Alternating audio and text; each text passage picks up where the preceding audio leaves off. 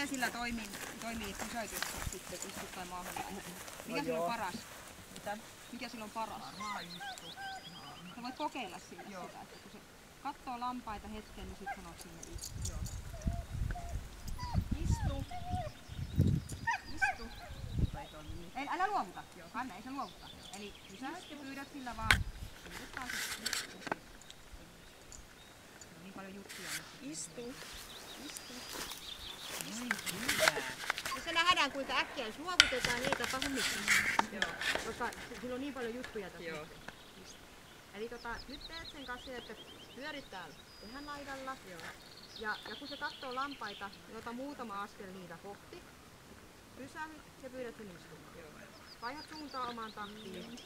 Ja nyt kun se tekee niitä, että se kävelee niinku siellä laidalla ja tuijottaa tyhjysti lampaita, ja se itse suostuu kääntää päänsä pois lampaita, niin se selostelee semmoisella tasaisella hyvällä aivan. Mikä on niin? Koska silloin se pystyy luopumaan niitä lampaita. Se on hyvä. Oikein päin on nyt se renni toi. Istu. Pysäyt itse. Istu. Ei haittaa, vaikka se tulee sun viereen. Istu. Hyvä. Istu. Istu.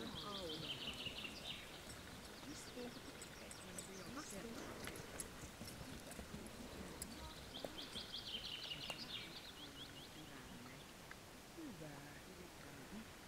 Vaan vasta sitten lähdette siitä vasta.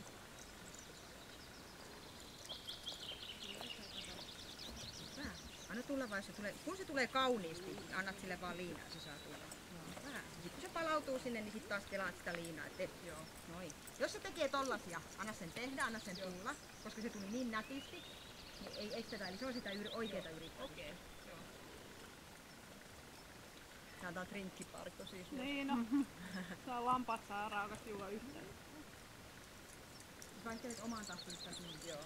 Niin tulee sieltä anna tulla sen. Hyvä.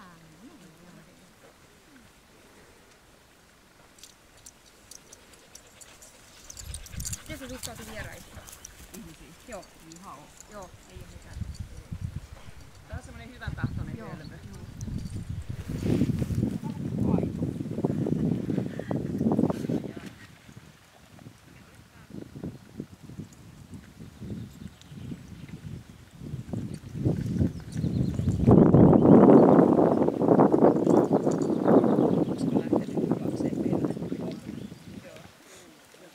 Istu. Hyvä, hieno. No, nyt se jo heti se huomaa, että toi on turvapaikkakin hänelle. Kun Hyvin. sä pyydät sitä. Se saa vähän rauhoittua.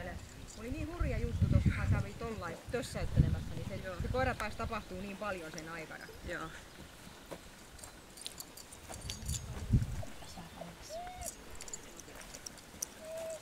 Mä rupeen kokeilemaan, miten se reagoi. Ei reagoi. Ja jos se reagoi yhtään tähän keppiin, niin siihen mihin se räisää.